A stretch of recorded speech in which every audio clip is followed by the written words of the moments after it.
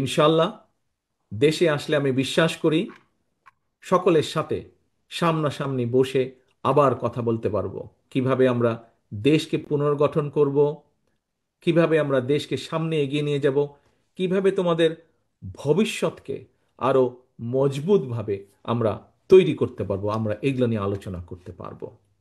সবশেষে এমন একটা সুন্দর আয়োজনের জন্য আমি শামসুল আলম ফাউন্ডেশন সহ সকল আয়োজক বৃন্দদেরকে আন্তরিকভাবে ধন্যবাদ জানাই।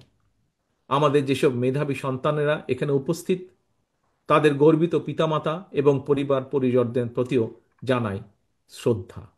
সবশেষে প্রতিটি শিশুর, কিশোর, তরুণ তরুণীর নিরাপদ, সুন্দর এবং সমৃদ্ধ ভবিষ্যৎ কামনা করে আমার আজকের বক্তব্য শেষ করছি। আল্লাহ হাফেজ। বাংলাদেশ জিন্দাবাদ। বাংলাদেশ জাতীয়তাবাদী দল জিন্দাবাদ।